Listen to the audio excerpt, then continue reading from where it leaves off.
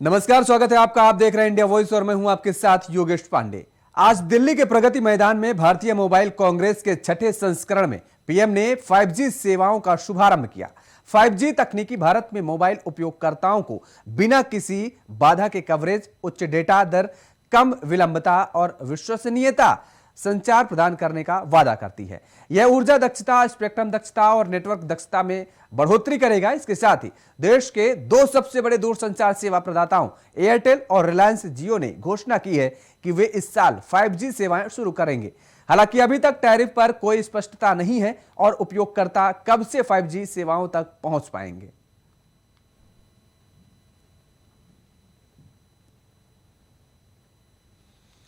तो पहले फेज में 13 शहरों में 5G की शुरुआत की गई। 21वीं सदी का 5G इंडिया बन चुका है और इसके साथ ही आपको बता दें कि 2 साल में पूरे देश में 5G नेटवर्क फैलेगा, ऐसी रणनीति बनाई जा रही है। वहीं दिल्ली, मुंबई, अहमदाबाद, बेंगलुरु, चंडीगढ़ में लॉन्चिंग 5G को लेकर के लगातार काम चल रहा है। कोलकाता, गुरुग्राम, हैदराबाद, लखनऊ, पुणे, गांधीनगर और जामनगर में भी शुरू हो गई है सेवा। तो 21वीं सदी में 5G इंडिया बन चुका है। BSNL भी 18 से 24 महीनों में 5G सेवा शुरू करेगी।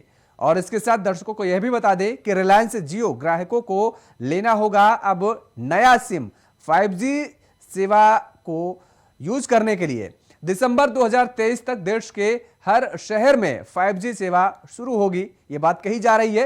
एयरटेल ग्राहकों के सिम पहले से ही 5G सुविधा के लिए सक्षम है। कंपनी के CEO ने इस बात की जानकारी दी है। तो वहीं 1GB 1G पहली पीढ़ी यानी 1980 के दशक में आए 1G ने एनालॉग को लेकर के शुरुआत की थी। 2G दूसरी पीढ़ी 1990 के दशक में आए 2G ने डिजिटल वॉइस की शुरुआत की और उसके बाद 3G यानी तीसरी पीढ़ी 2000 के दशक में 3G मोबाइल डेटा की एंट्री हुई है। और 4G का अगर जिक्र करें तो 2010 के दशक में 4G LTE ने मोबाइल ब्रॉडबैंड के युग की शुरुआत की और सभी को मिलाकर बनाया गया है अब 5G। यानी नई तकनीकी के साथ अब 5G की शुरुआत हो चुकी है। आज से पहले से ज्यादा कनेक्टिविटी देने के लिए डिजाइन किया गया है 5G को और इसके साथ ही ग्राहकों को बेहतर सुविधा मिलेगी। तेज डाउनलोड और अपलोड स्पीड अब मिल पाएगी लोगों को। इसके साथ ही कई उपकरणों को एक साथ जोड़ा जा सकेगा। 5G का प्रयोग करके ये बड़ी सुविधा मिल पाएगी। 4G के मुकाबले 5G से कम स्पेक्ट्रम में ज्यादा लोगों को फायदा मिलेगा। 5G का एकीकृत मंच है जो 4G से अधिक सक्षम है। नई टेक्नोलॉजी है। आर्टिफिशियल इंटेलिजेंस, AR, VR और IoT के क्षेत्र में भी लगातार बढ़ोतरी हुई। क्लाउड सेवाओं तक तत्काल पहुंच हो पाएगी 5G के जरिए। इतना ही नहीं, मल्टीप्लेयर क्लाउड गेमिंग और इसके साथ ही दर्शकों को यह भी बता दें कि तेज डाउनलोड और अपलोड स्पीड भी मिलेगी 5G के जरिए। उत्तर प्रदेश में गोरखपुर से खबर है, जहां पर डिप्टी सीएम ब्रजेश पाठक पहुंचे हैं गोरखपुर। विकास कार्यों पर समीक्षा बैठक की। इस दौरान बैठक में विकास कार्यों की जानकारी ली डिप्टी सीएम ने। बैठक में अधिकारियों को दिशा निर्देश भी दिए गए। DM, SSP सहित कई पदाधिकारी इस दौरान मौजूद रहे। बैठक में जनप्रतिनिधि भी मौजूद रहे। तो डिप्टी सीएम ब्रजेश पाठक का ये दौरा है। दौरे के दौरान उन्होंने बैठक की और बैठक में कई अधिकारी भी मौजूद रहे। DM और SSP भी इस बैठक में मौजूद रहे। बैठक में अधिकारियों को दिशा निर्देश दिए गए और कामों का जायजा लिया गया। सरकार की तरफ से किए जा रहे कामों को लेकर के किस तरीके से जिलों में काम किया जा रहा है, कितनी तेजी से प्रगति हो रही है उन कामों में, उस पूरे कामों को लेकर के फीडबैक लिया गया। गोरखपुर में डिप्टी सीएम ब्रजेश पाठक का ये दौरा था और आज गोरखपुर दौरे पर ब्रजेश पाठक रहे। इस दौरान उन्होंने अधिकारियों के साथ बैठक की और बैठक में जनप्रतिनिधि भी मौजूद रहे। तो तस्वीरों में देखिए, साफ तौर पर यह देखा जा सकता है कि deputy CM Brajesh Pathak school में भी पहुंचे थे और जहां पर वो बच्चों से मुलाकात करते नजर आ रहे हैं।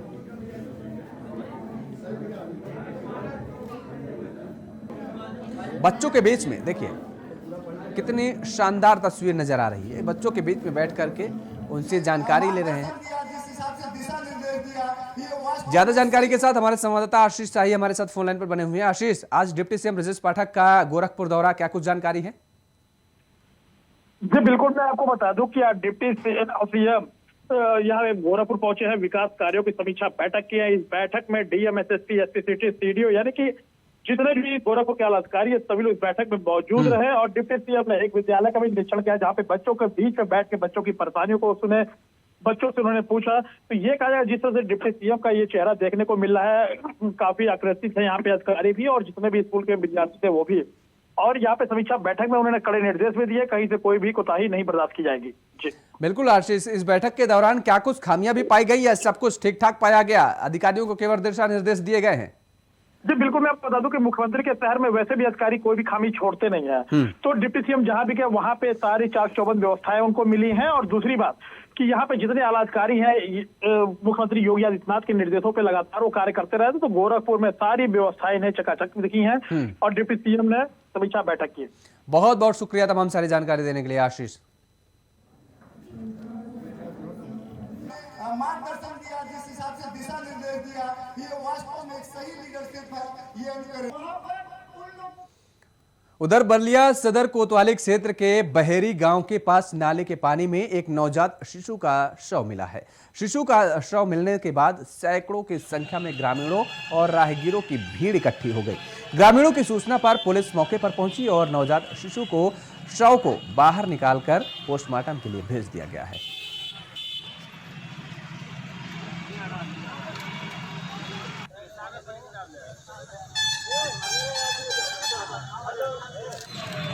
शव मिलने के बाद ग्रामीण इकट्ठा होते नजर आए। तस्वीर में आप देख सकते हैं किस तरीके से नाले के पास लोगों का मजमा लगा हुआ नजर आ रहा है और नाले में नवजात शिशु का शव मिला है, जिसके बाद लोगों की भीड़ इकट्ठा हो गई।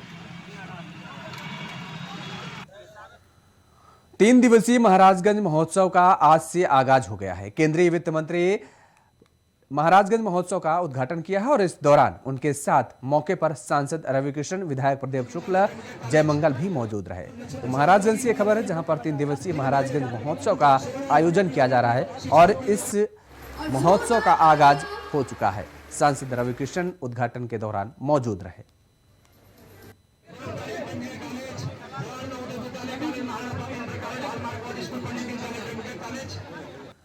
तीन दिवसीय महाराजगंज महोत्सव का आगाज हो चुका है। सांसद रविकिशन भी उद्घाटन पर मौजूद रहे। आपको बता दें कि केंद्रीय वित्त राज्य मंत्री ने इस महोत्सव का उद्घाटन किया है। तस्वीरों में आप देखिए कि किस तरीके से इस कार्यक्रम का शुभारंभ करते हुए नजर आए केंद्रीय वित्त राज्य मंत्री और उनके साथ में अन्य अधिकारी भी मौजूद नजर आ रहे हैं। साथ में सांसद रविकिशन भी मौजूद नजर आ रहे हैं।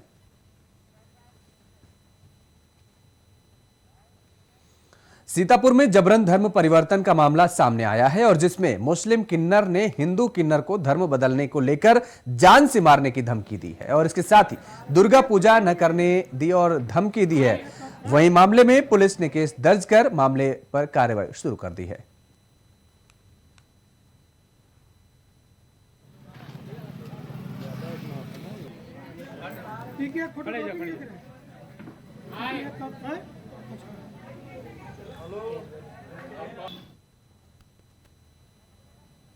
तो धर्म नहीं अपनाने पर जान से मारने की धमकी दी गई। जबरन धर्म परिवर्तन का मामला ये सामने आया है। सीतापुर से एक खबर सामने आई है जहां पर मुस्लिम किन्नर ने हिंदू किन्नर को धमकी दी है। और ज्यादा जानकारी के साथ हमारे संवाददाता मोहित मिश्रा हमारे साथ फोन लाइन पर बने हुए हैं। मोहित, क्या कुछ ये पूरा मामला है? जबरन धर्म परिवर्तन का मामला बताया जा रहा है कि हिंदू किन्नर को जबरदस्ती धर्म परिवर्तन के लिए दबाव डाला जा रहा था।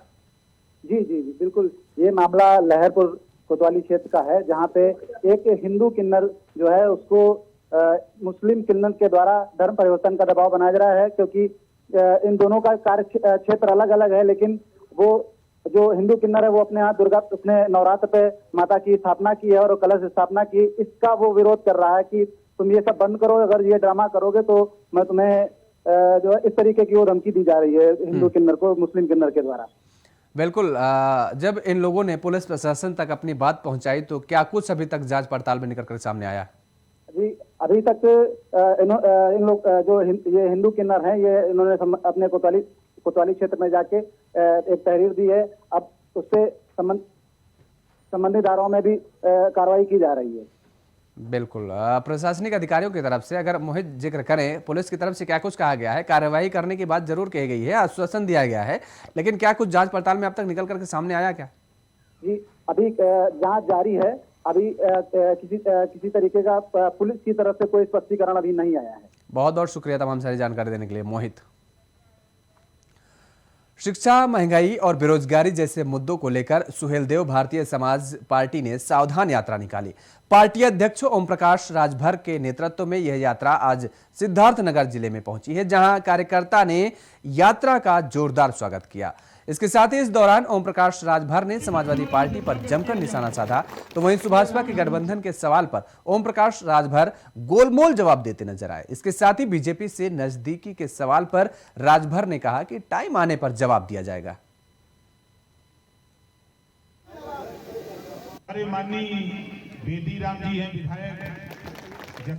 सिद्धार्थनगर जिले में सावधान यात्रा पहुंची है। सुभाषपा की तरफ से यह सावधान यात्रा निकाली गई है। आपको बता दें कि इस यात्रा के दौरान सुभाषपा ने जमकर समाजवादी पार्टी पर हमला बोला है। पार्टी अध्यक्ष ओम प्रकाश राजभर ने जमकर अखिलेश यादव पर हमला बोला है। सिद्धार्थनगर जिले में सावधान यात्रा पहुंची है सुभाषपा की। आपको बता दें कि इस दौरान तमाम सारे सुभाषपा के नेता भी मौजूद रहे। और यहां पर रुकते हैं एक छोटे से ब्रेक के लिए। ब्रेक के बाद फौरन हाजिर होते हैं। ब्रेक के बाद एक बार फिर आप सभी का स्वागत है। खबरों में आगे बढ़ेंगे। बिहार में बढ़ते अपराध और कानून व्यवस्था की खराब स्थिति पर सीएम नीतीश कुमार ने सख्ती दिखाई है। मुख्यमंत्री नीतीश कुमार ने आज एक हाई लेवल बैठक बुलाई है। बैठक में मुख्य सचिव और डीजीपी के साथ कई प्रशासनिक आला अधिकारी भी मौजूद रहे।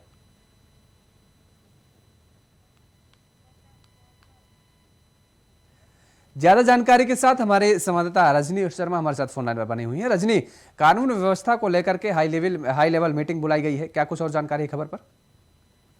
बिल्कुल, देखिए बिहार में जिस तरह का अभी माहौल है और आने वाले दिनों में पर्व त्योहारों को देखते हुए मुख्यमंत्री नीतीश कुमार ने विधि व्यवस्था की समीक्षा की और उसके बाद इस मीटिंग में अधिकारियों को कई निर्देश भी दिए। खास तौर पे त्योहारों को देखते हुए उन्होंने निर्देश दिया कि तमाम जो अधिकारी हैं या फिर पुलिस विभाग पूरी तरह से सतर्क रहे और कहीं भी कोई गड़बड़ी की कोशिश करे तो उस पे सख्त से सख्त कार्रवाई की जाए। साथ ही साथ अफवाह, द्वेष और नफरत फैलाने वाले किसी भी असामाजिक तत्वों पर पैनी नजर रखनी है पुलिस को और त्वरित कार्रवाई का निर्देश दिया है। साथ ही और भी कई ऐसे निर्देश दिए हैं। सोशल मीडिया के माध्यम से आपत्तिजनक टिप्पणियां जो या पोस्ट सांप्रदायिक तनाव पैदा करते हैं उन पर नजर रखने का खास एहतियात दिया है। घटना की सूचना मिलते ही त्वरित कार्रवाई का निर्देश दिया। साथ ही साथ सबसे अहम बात कही कि तमाम जो थाने हैं उनके लैंडलाइन फोनों के फंक्शन को सही रखा जाए ताकि कहीं से किसी भी तरह की कोई बात हो तो पब्लिक उन्हें अपने थाने में फोन कर सके और फोन पे रिस्पॉन्स उन्हें मिल सके। जी रजनी, लेकिन इस बीच देखा गया है कि पिछले दिनों लगातार बिहार में जिस तरीके से कानून व्यवस्था को लेकर के माहौल उड़ता नजर आया है, खासतौर पर जो घटनाएं घटी हैं उन घटनाओं को मेन मुद्दा बना करके भारतीय जनता पार्टी लगातार सरकार पर हमलावर नजर आ रही है। बिल्कुल, देखिए बिहार में जिस तरह की घटनाएं पिछले दिनों घटी है, अगर 2 दिन पहले की बात करें तो जिस तरह से खनन माफियाओं के आपस के वर्चस्व की लड़ाई में ऐसी कई लोगों की जान जाने की खबर को अगर ले रहे या फिर दिन दहाड़े गोलीबारी कर दी गई मोतिहारी में, इस खबर को मिले तो ऐसी घटनाएं हैं जिसको लेकर लगता है कि वाकई शासन का इकबाल उठ गया अपराधियों के ऊपर से और इसको लेकर लगातार विपक्ष हमलावर हो गया है। क्योंकि कुछ दिन पहले तक सरकार का साथी रहा बीजेपी, अब उसे इस बात पे एक पल जरूर मिला है क्योंकि बीजेपी लगातार हमलावर रही है। क्योंकि पिछले कुछ दिनों में जिस तरह से जेडीयू में और बीजेपी के बीच में टूट हुई तो बीजेपी को बैठे बैठा एक मुद्दा मिल गया और इस मुद्दे को खूब बुना रहे हैं। बीजेपी के जो नेतागण है वो इस मुद्दे को खूब बुना रहे हैं क्योंकि जिस तरह से लगातार घटनाएं घट रही हैं और इन लगातार एक पर एक करके घटनाएं घट रही हैं तो इससे वाकई ऐसा लगने लगा था, बिहार के लोग भी डरने लगे थे कि क्या वाकई शासन का इकबाल खत्म हो गया। बिल्कुल, आज जिस तरीके से हाई लेवल बैठक बुलाई गई है, बैठक चल रही है, तमाम सारे अधिकारी इस बैठक में मौजूद हैं बताया जा रहा है। क्या लगता है कि कितनी बड़ी चुनौती है लॉ एंड ऑर्डर को मेंटेन कर पाना अब सरकार के लिए? देखिए, सरकार के लिए बहुत बड़ी परेशानी का ये सबब बना हुआ है। पिछले दिनों जिस तरह से लगातार घटनाएं घट रही है, स्नैचिंग की घटनाओं को ले ले या फिर लगातार फायरिंग की घटनाओं को ले ले, लूट की घटनाओं को ले ले, तो जिस तरह की घटनाएं घट रही हैं उससे सरकार वाकई पूरी तरह बौखला गई थी। और जिस तरह की लगातार अभी त्योहारों के मौसम शुरू हो गए हैं बिहार में, दशहरा और दशहरा के बाद दिवाली और इसके बाद सबसे बड़ा बिहार का पर्व छठ पर्व है, तो इसको लेकर तमाम जो बाहर के राज्यों से लोग हैं वो आते हैं। तो इसको लेकर सरकार एक बार और सचेत हो गई है कि इस बिहार की जो छवि थी वो छवि धूमिल ना पड़े, छवि को किस तरह से संवारा जाए, किस तरह से कानून को अपने शिकंजे में लिया जाए, किस तरह से कंट्रोल किया जाए इन तमाम जो घटनाक्रम है उनके। इसको लेकर सरकार ने जो अपराधियों के बीच किस तरीके से खौफ बनाया जाए कानून का, और इन्हीं सारे मुद्दों को लेकर के यह बैठक चल रही है। बहुत बहुत शुक्रिया तमाम सारी जानकारी देने के लिए रजनी। उधर केंद्रीय खेल मंत्री अनुराग ठाकुर ने आज प्रयागराज के नैनी स्थित यूनाइटेड इंजीनियरिंग कॉलेज में स्वच्छता अभियान 2.0 का शंखनाद दीप प्रज्वलित करके किया है। अभियान का शुभारंभ के साथ ही देश भर में सफाई को लेकर युवा मंडलों की ओर से कार्यक्रम आरंभ हो गए हैं। इंजीनियरिंग कॉलेज में समारोह के बाद अनुराग ठाकुर संगम तट पर पहुंचेंगे और संगम के वीआईपी घाट पर कचरा साफ कर देश भर में स्वच्छता अभियान को लेकर बड़ा संदेश देंगे। माननीय मंत्री,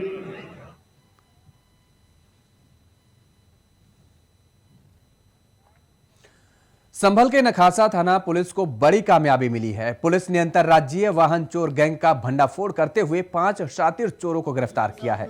गिरफ्तार चोरों के पास से पुलिस ने 6 कार और 3 तमंचा कारतूस समेत गिरफ्तार किया है। वहीं इस पुलिस की इस कामयाबी पर एसपी चक्रेश मिश्रा ने कहा है कि गैंग के सदस्य दिल्ली एनसीआर से वाहन चोरी कर पूर्वोत्तर राज्यों में बेचते हैं।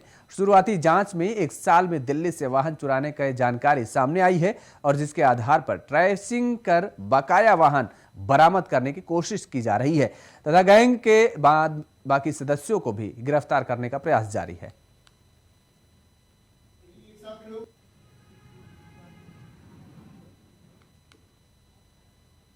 थाना नखासा की पुलिस और एसओजी टीम संभल जनपद की के द्वारा एक आज बड़े वाहन चोरों के अंतरराज्यीय गिरोह का पर्दाफाश किया जा रहा है। इसमें 5 अभियुक्त जिनका नाम कासिफ रजा, बब्बू रौनक अली, वकील पुत्र छोटे कुरैशी, मोहम्मद अनवर और गुलाम नबी, इन 5 अभियुक्तों को गिरफ्तार किया गया है। इनमें से 3 जनपद संभल के रहने वाले हैं, 1 जनपद अलीगढ़ और 1 जनपद मैनपुरी का रहने वाला है। इनके गिरोह के कुछ और सदस्य अभी फरार हैं जिनकी गिरफ्तारी का प्रयास किया जा रहा है। इनके पास से कुल खबर लखनऊ से है, जहां गोमती नगर स्थित IMRT कॉलेज में ब्लड डोनेशन कैंप लगा है। लोग ब्लड डोनेशन कैंप में हिस्सा ले रहे हैं। योगा एनजीओ ने यह ब्लड डोनेशन कैंप लगाया है, जहां पर जरूरतमंदों तक ब्लड पहुंचाने को लेकर मुहिम चलाई जा रही है। तो योगा एनजीओ ने यह ब्लड डोनेशन कैंप लगाया है, जरूरतमंदों तक ब्लड पहुंचाने का काम किया जा रहा है। उसकी सुविधा के लिए ये कैंप लगाया गया है। गोमती नगर स्थित IMRT कॉलेज में यह कैंप लगाया गया है।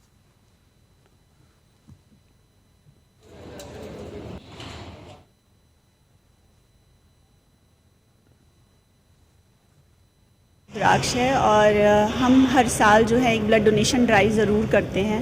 और आपको ये जान के खुशी होगी कि 1 यूनिट ब्लड जब भी कोई डोनेट करता है तो 3 जानें तो बचती हैं। साथ में जो थैलेसेमिक बच्चे होते हैं जिनको ब्लड नहीं प्रोड्यूस होता है, उनको हर हफ्ते ब्लड चढ़ाया जाता है, तो उनके बॉडी में तभी वो जीवित रह सकते हैं। तो ब्लड डोनेशन जो है, इसीलिए रक्तदान को महादान कहा गया है, क्योंकि जीवित रहते हैं व्यक्ति, इमरजेंसी में आपको जब भी ज़रूरत पड़ेगी आपको ब्लड मिल जाएगा। इसलिए ब्लड डोनेशन कैंप जो कि हमारी एनजीओ के साथ, यज्ञ चैरिटेबल संस्थान के साथ मिलके हम कर रहे हैं, कभी भी किसी भी आर पे आपको ब्लड की ज़रूरत हो तो यहाँ आपको ब्लड ज़रूर मिल जाएगा।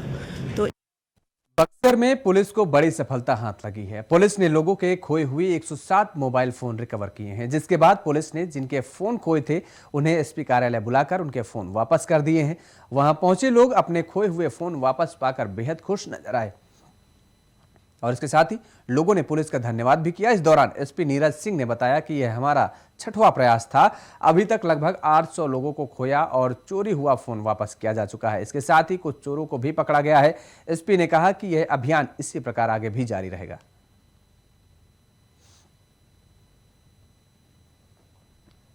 फेज में जो है कि हम लोगों ने कुल 160 मोबाइल बरामद किए और इन 6 फेज में हम लोग करीब 850 के आसपास मोबाइल जो चोरी का है, छिनतई का है या अन्य किसी कारण से जो लीगल गार्डियन हैं उनके पास से मोबाइल चल गया। अभी तक हम लोगों ने 850 के आसपास मोबाइल अपने टेक्निकल सेल के सहयोग से उसको बरामद करके जो वैध अभिभावक हैं मोबाइल के, उनको कागज के सत्यापन के पश्चात उनको हम लोगों ने सौंपा है।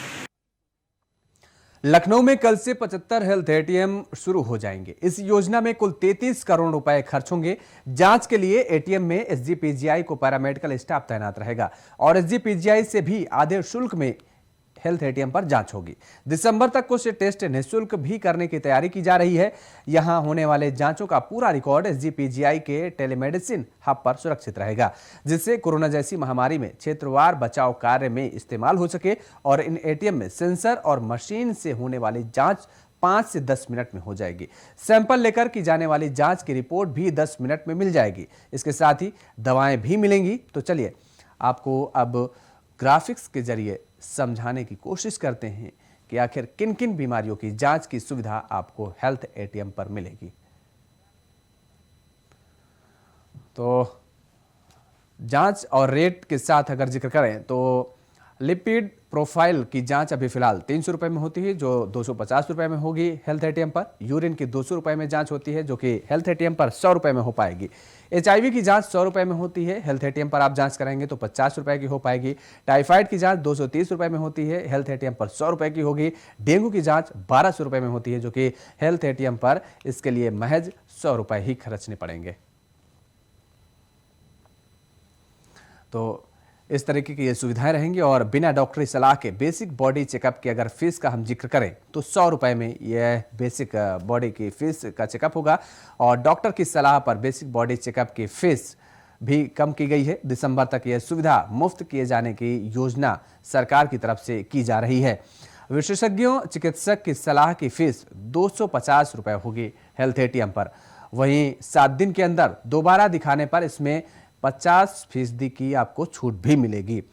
बिना डॉक्टरी सलाह के बेसिक बॉडी चेकअप की फीस महज 100 रुपए रखी गई है और डॉक्टर की सलाह पर बेसिक बॉडी चेकअप की फीस 120 रुपए रखी गई है, जबकि दिसंबर तक यह सुविधा मुफ्त किए जाने की योजना है।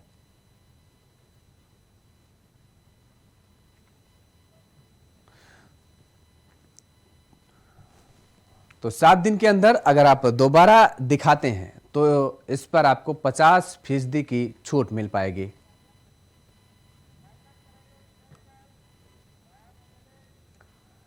इस बुलेटिन में फिलहाल इतना ही। खबरों के लिए आप देखते रहिए इंडिया वॉइस। नमस्कार।